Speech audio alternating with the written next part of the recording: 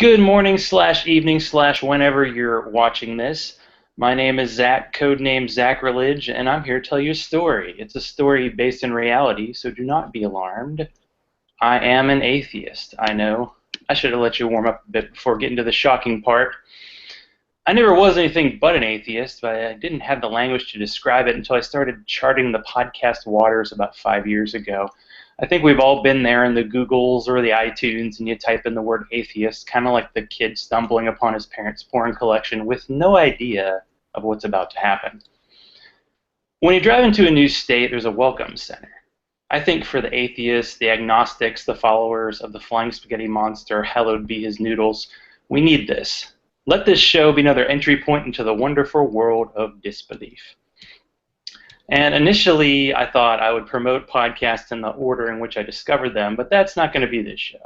It's not that I hate the podcasts I first listened to, it's that over time my tastes have changed.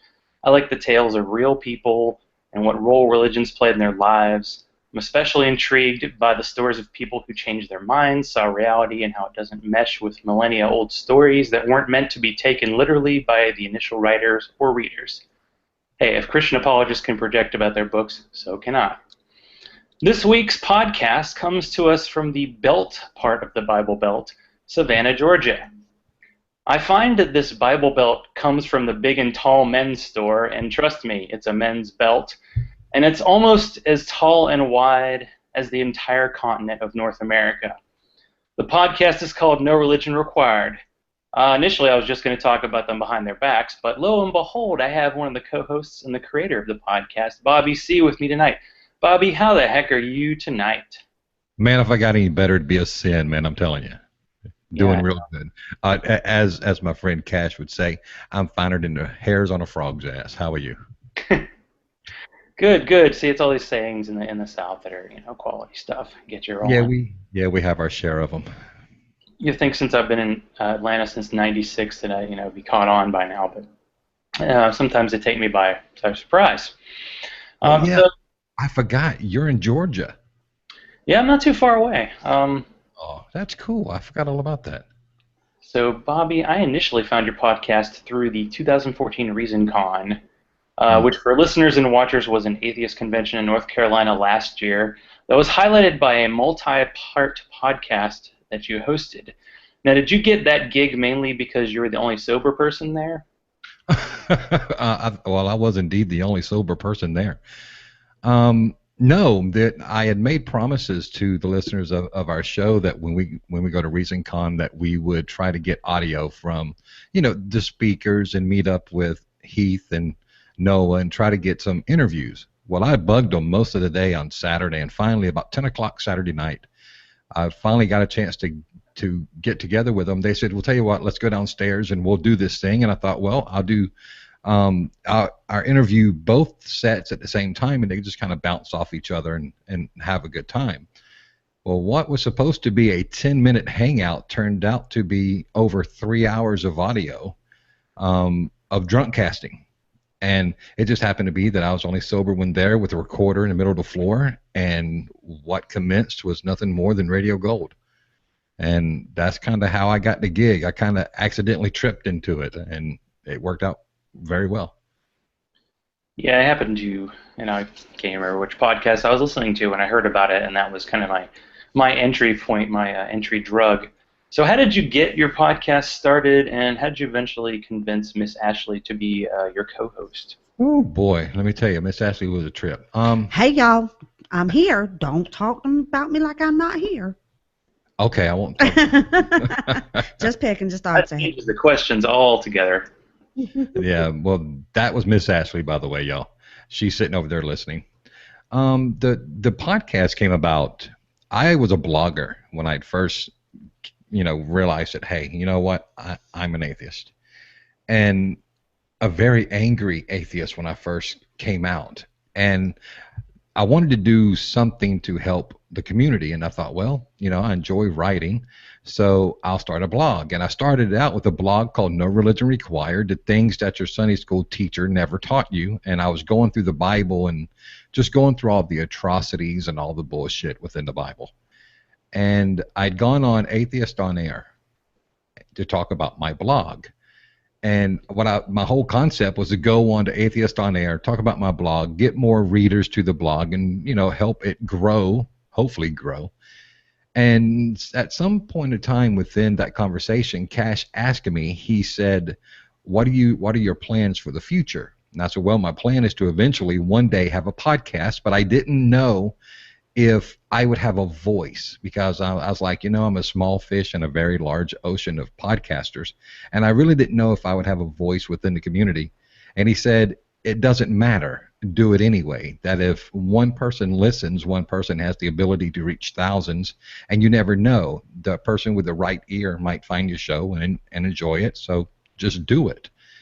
And I thought, well, that's an idea. So I kind of sat on that for a while and pondered it, and I said, you know what, if I don't do it now, I'm never going to do it. And I went out and spent way too much money on a headset and said, okay, I'll give this a shot. And, the rest is pretty much history. Other than Miss Ashley. Miss Ashley came around in episode 15. Well, actually, she started in episode 13 just reading a couple news stories for me, trying to get her used to talking on a mic and get her used to just being on the show.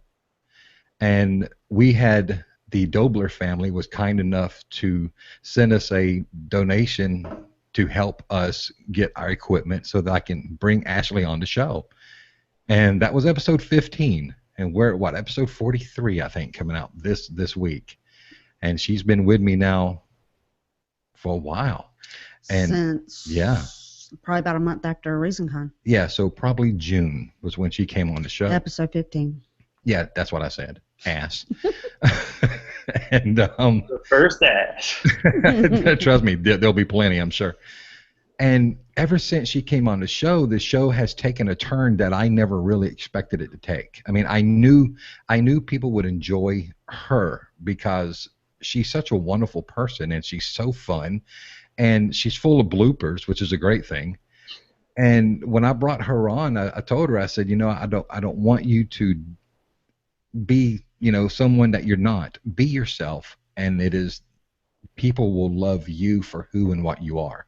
And excuse me, she came on as a diehard Christian. She'd gone to ReasonCon scared to death, and she came on the show as a Christian. And I thought, you know what, this is kind of cool. I'll be able to bounce things back and forth between she and I, her as a Christian, me as an atheist, and it'll be fun dialogue. And I thought, well, I think it'll be a lot of fun to have her read the Bible. She'd never read the Bible before, so I thought, well, we'll try this Bible reading thing. And man, that took off like crazy. I mean, that's one of the most positive things we hear about our show is they love hearing Miss Ashley read the Bible. And it just turned out to be a great thing, man. And the show is going good. It's getting larger and larger. We're looking at downloads. We just recently passed 50,000 downloads for the podcast. And I'm excited, man. We had our best month yet in December, and it's already getting better in January. So we're looking forward to it. Yeah, I'd like to volunteer that I think you got to get Miss Ashley reading the Bible as an audiobook. I think that would be a bestseller right away. Now, we actually had people say that I should cut all those out and put them as segments on YouTube. And I thought, well, that's a good idea, but damn, that's a lot of work. I mean, I'm one of those weird people. I have a full-time job and all. And so, but that's an idea. I could go and probably extract the audio and turn it into a YouTube thing and put some funny pictures or something on there. But that's something we may consider in the future. But Ashley reading the Bible, yeah, that'd be an awfully long audio.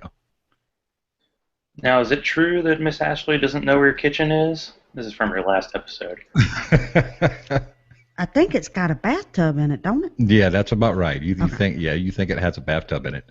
Well, it is true that I do a majority of the cooking. She and I kind of have a deal. And the deal is that during the week, she's busy with school and everything else. So I said, here's what we'll do. During the week, Monday through Friday, I'll do the cooking. The weekends, she does. And that's my time off. But I need that because I spend my entire weekend editing and getting the show together for Sunday to release it on Sunday. And I try really hard to get it together for Saturday because our patrons, they're able to download the show early if I'm able to get the damn thing out early.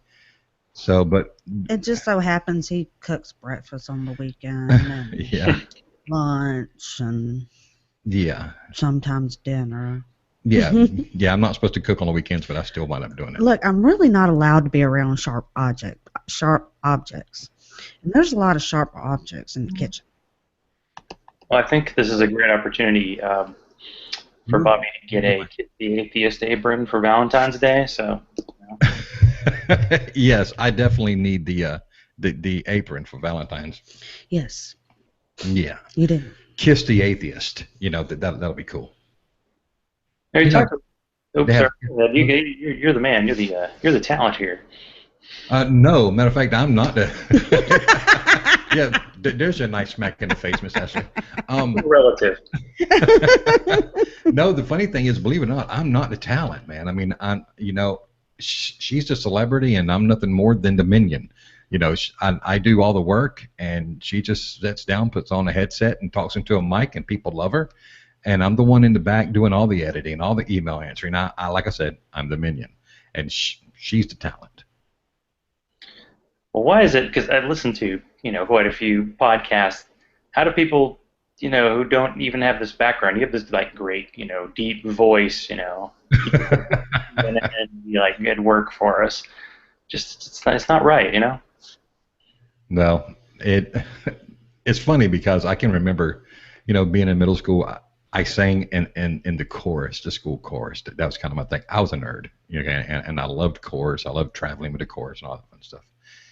And I was a diehard, like, almost soprano. And I guess whenever the boys dropped, my voice did too, I guess. I don't know.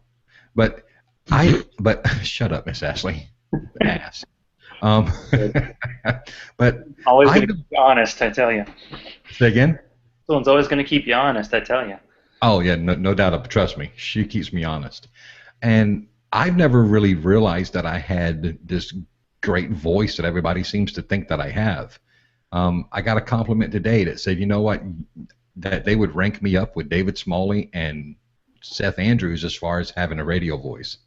I was like, you know what, that's probably the best compliment you could probably give me, because I really look up to those guys. And to even be compared to those guys in any way, shape, or form is just mind-blowing to me. But so, I don't know. I don't know how I got it. Jesus gave it to me. That's what happened. It's a blessing of God. I knew blessing would come up. Yeah, I've never heard those two say ass before, so I think you got them beat. Yeah, no, I don't think. Now, we did get David Smalley to cuss on our show. So, and Seth Andrews did drop the F-bomb. So we're moving up.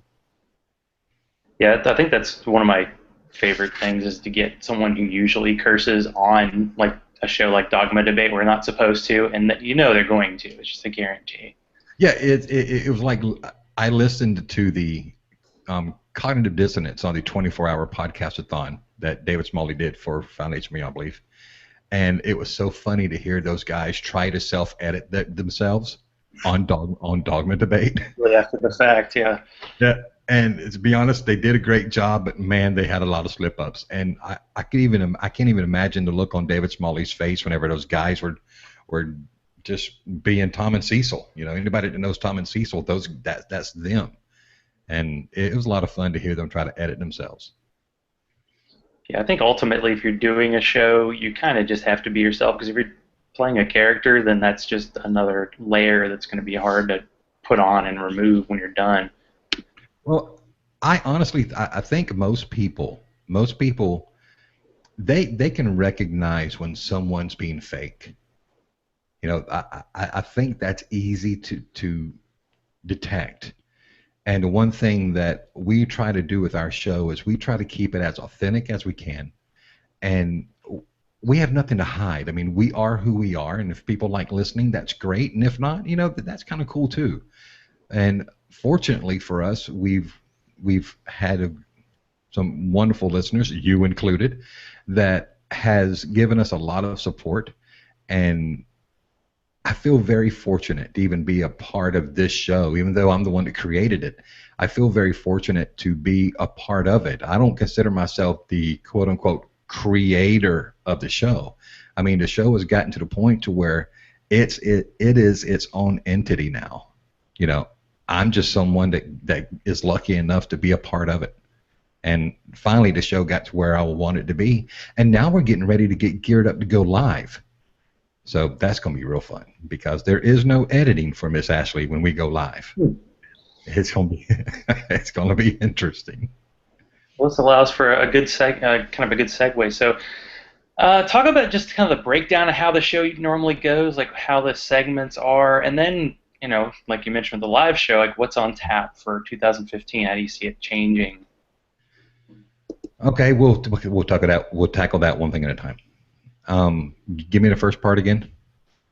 Just how it's usually broken down, like what the normal parts of the show is. I was just being an ass. He says, "Hey, what do you want to talk about this week?" And I just take off. Yeah, pretty much.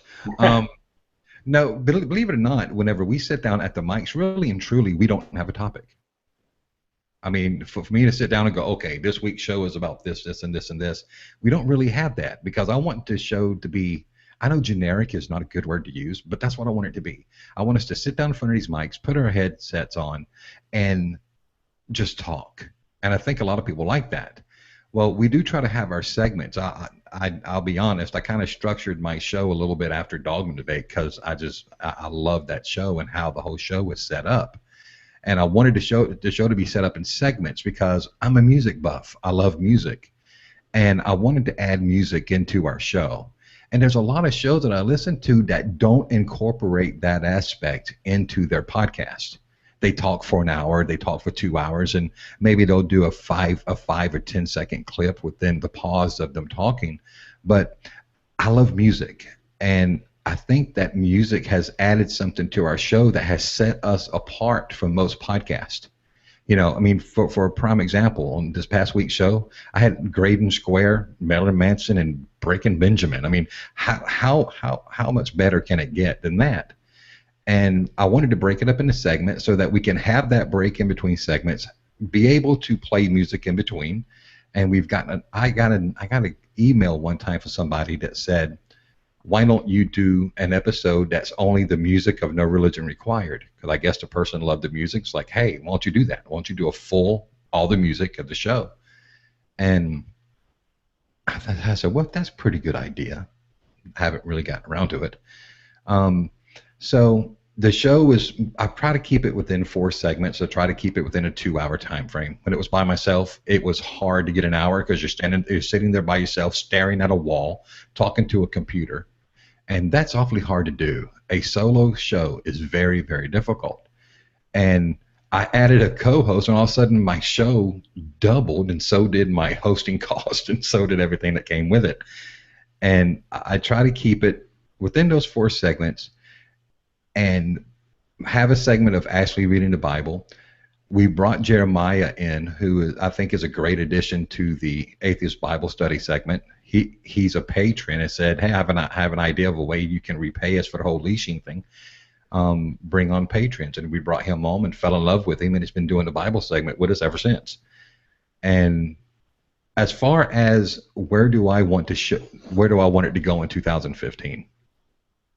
We set a goal on our Patreon account that if we reach a certain goal, what we're going to do is we're going to go live. And I've already started working with some of the software through Spreaker, learning how to set up and do a live show.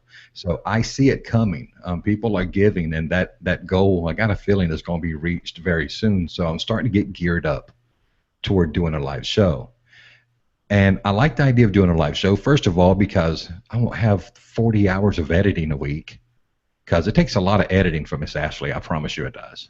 But don't look at me in that tone of voice. What the hell? What the hell? Yeah, it's You want to talk about editing? I got to be on the Barroom Atheist show.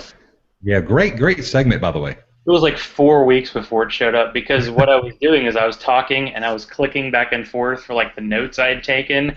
Right. So I hear every click you make, and I'm going to have to delete that. And I was like, oh, I get a little, like, okay, I'm going to have to put my drink over here on like a padded towel or something. Yeah, like our Every drink. time I did anything, it was like sounds to them. Yeah, everything. And these mics, they're so sensitive. I mean, the room has to be completely silent. And if you pick up a cup that has ice in it, you hear the rattle of the ice. And they're just that sensitive. So yeah, if I have someone on the show and they're wrestling papers, that is an editing nightmare because it's hard to edit all that out, especially if it is behind someone talking. So you'll have silence and you have all this wrestling while they talk, and then there's silence again. But yeah, editing, I'm not gonna miss it going live.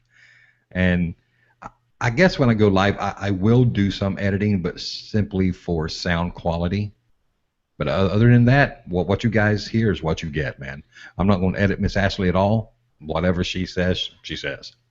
So it's going to be different for listeners to hear the unedited, to hear all the flubs and hear all the mess ups. But you know what? Hell, man, that's what makes us human, man.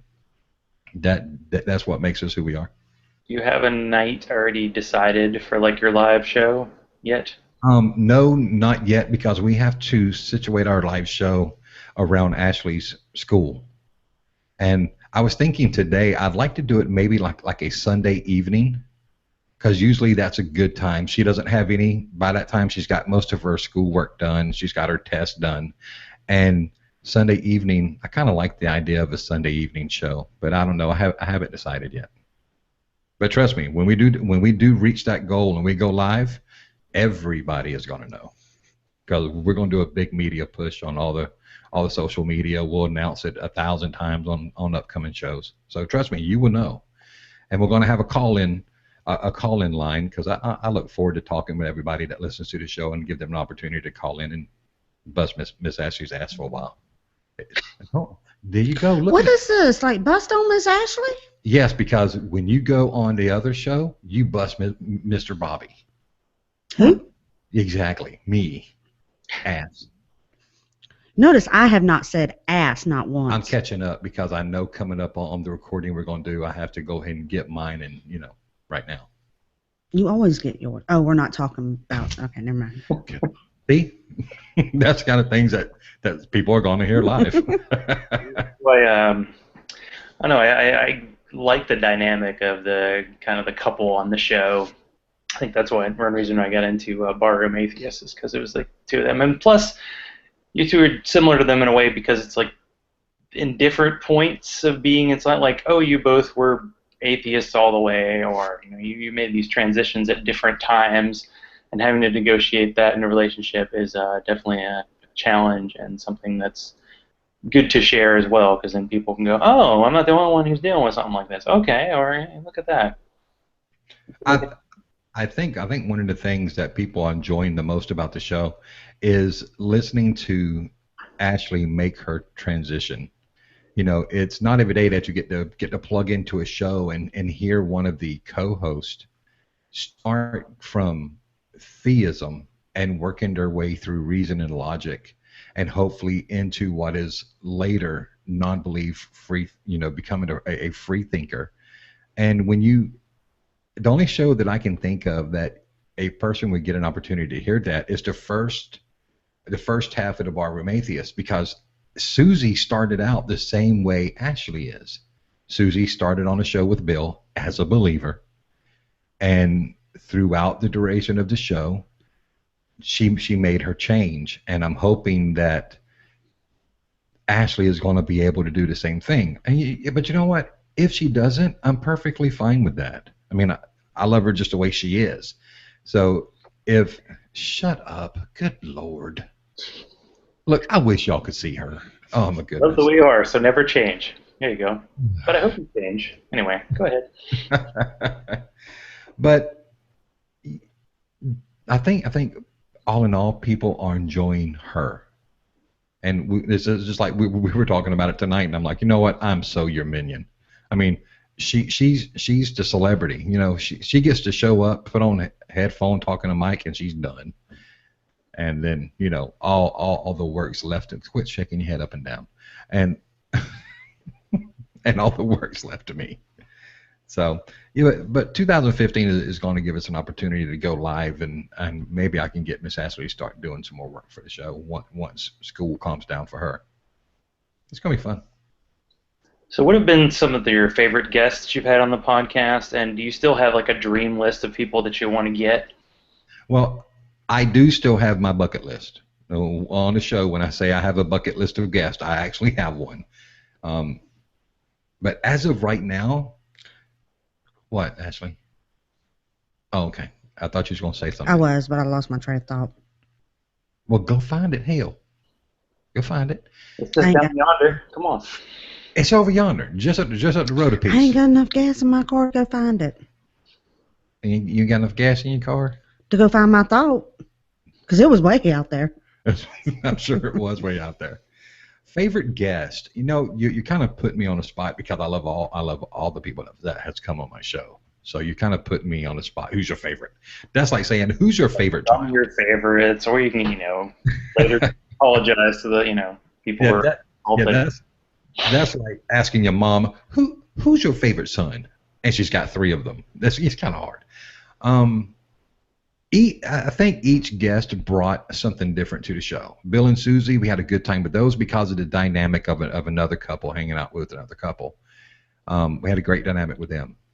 My bucket list was David Smalley. What a great host he was. Hell, he said that he's our fifth listener. Doesn't get much better than that. Um, I never expected to get Seth Andrews. I never really did. And it took a very long time and a lot of work in order to get him on the show. But Seth was great.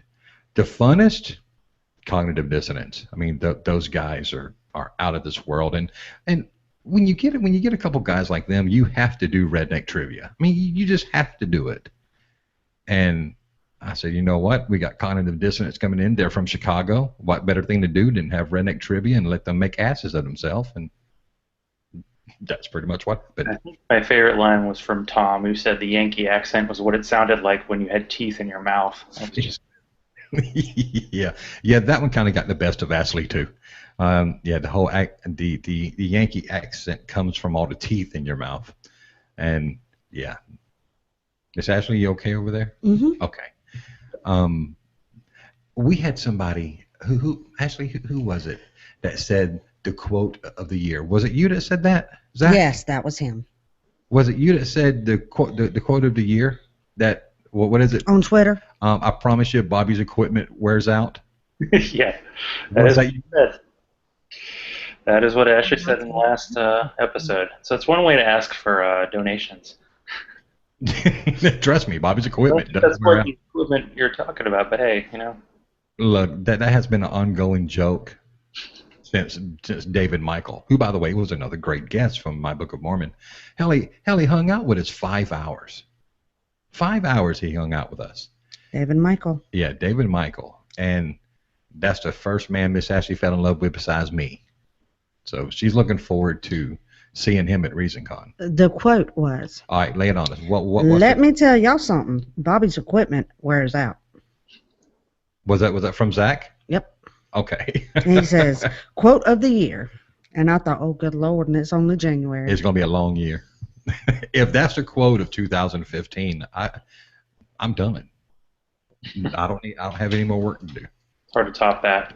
Yeah, you do. You got to get your equipment working. My equipment's working fine, thank you. Well, Hell, if there was one. there's not really. I know. Yeah, okay. I'm sorry, we're hanging out with him. I doubt he wants to sit here and listen to us talk back and forth. He Sorry gets to to do interrupt him, but this is good stuff. he gets to sit back and do that every week. Hey, Miss Ashley, hi. Will you give me some tea, please? So is there any reason why I shouldn't make ReasonCon my first atheist convention? Any reason why you shouldn't? Yeah. Hell no. No reason why you should not. You should make ReasonCon. If you've never been to an atheist convention, you need to make ReasonCon your very first one. It's completely different. Well, this is the only one I've been to because I don't have the time to travel all over the country and go to these different conventions. But ReasonCon, from what I understand, and I'm going off of what other people's testimony, is that ReasonCon is completely different from every other. What's the word I'm looking for? Convention. Convention, yeah. Yeah, it's totally different. Even Ryan Bell said that the ReasonCon is a tighter knit group. I mean, basically, It sound like somebody like they fell through the roof. Did you hear that? Just getting a frying pan for you. Did you hear that? Yeah. That was my upstairs neighbors. Oh, okay. The hell are they doing? Um, ReasonCon is one big ass party. That's really and truly what it is. It's a big ass party, and they just happen to invite speakers. The Friday night meal is a hell of a time because you go, you sit down, you have meal, and you hang out with all the speakers. You get to sit at tables and talk with people that you normally would never get a chance to talk to. You know, how many people can say that they get a chance to sit down, have dinner, and talk with David Fitzgerald? You know, not too many people can say that. And ReasonCon gives them that opportunity. Now, after the Friday night dinner, they throw a party. They have cash bar and the music, the DJ's kicking. It's a great party. Everybody's dancing, having a good time, and it's a big get to know each other thing. And then Saturday morning kicks off the speakers. You know, and then Saturday night, another party. I mean, it's one big party, and I'm not a drinker. So I just get to sit back and watch everybody else get drunk and make fools of themselves. And that's the fun part. Yeah, there's an advantage right there. You know, I'm often amazed because I'm the designated driver anytime Ashley goes out with the women or something like that. And I'm often amazed because I'm a people watcher. I love to go sit on the bench down by the river and just watch people that don't know they're being watched. It's hilarious. It's the greatest thing since like sliced bread, I guess you could say. And I got a chance to sit back and watch people and see how they interact with each other, especially within the atheist community. And what I found was that there's a camaraderie there, and there's a respect within the community that I didn't get a chance to see within the theist community or in our church. I found the people to be far more loving, far more open, far more welcoming than any church I've ever walked into. And that's what I love the most about the secular community and the secular movement is they flat out don't give a shit what color you are. They don't care. They appreciate you for you. And I tell you what, man, you've got to go to ReasonCon. Hell, if you need to, we'll stop through Atlanta and pick you up. Well, the advantage is being in Atlanta. You know, Hickory is just a few hours away. We've done some trips to Asheville in the past, and it's not so far from there, at least as far as I can tell. And anything in North Carolina is not too far of a drive for me. So no, you know, there's like a starter thing, like do you go to American Atheist Convention, which is in Memphis, it's going to be gigantic, or go to something relatively smaller, and get a better chance of getting to hang out with people probably too, because it's next environment.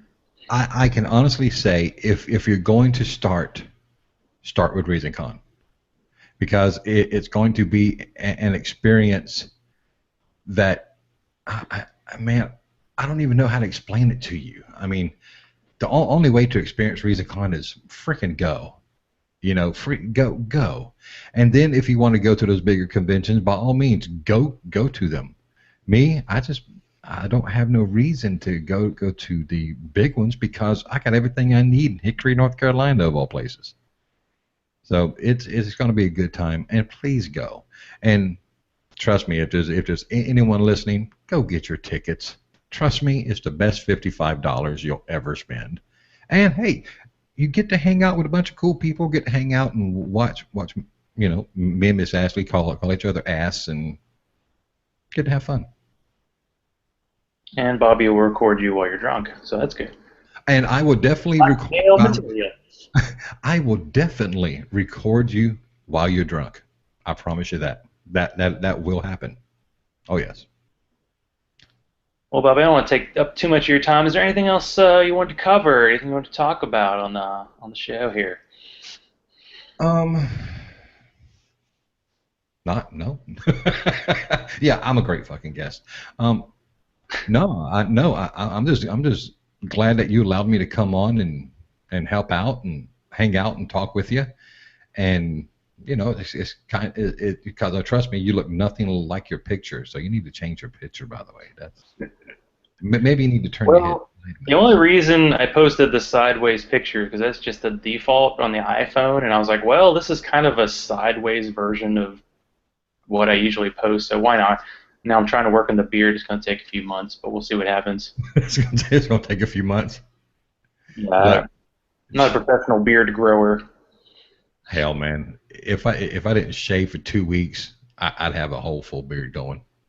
But the only reason I don't do the whole beard thing is because Ashley wouldn't like it. Me, I think it'd be kind of cool, all white beard, But oh well. It really is, yeah, depending on your significant other for sure. Okay, so the show is No Religion Required. Find them on No Religion REQ on Twitter, and then No Religion Required Facebook. And I think you can use the Googles to find them, find their podcast. They post once a week.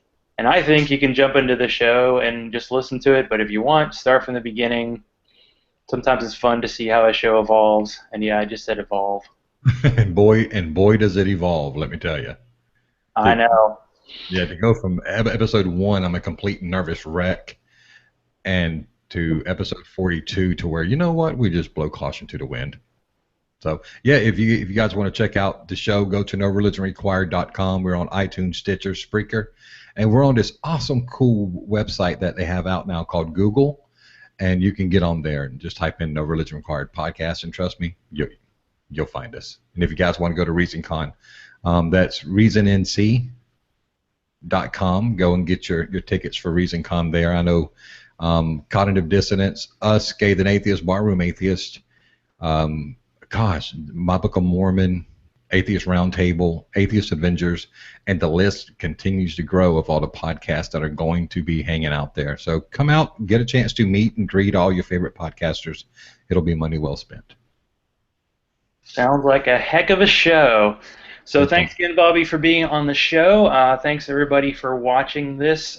This is the Zachrilege cast, episode 1. You can reach me via Twitter, Zachrilege. That's the name Zach, Z-A-C-H, followed by Religion, and that's an I before E for spelling challenged people.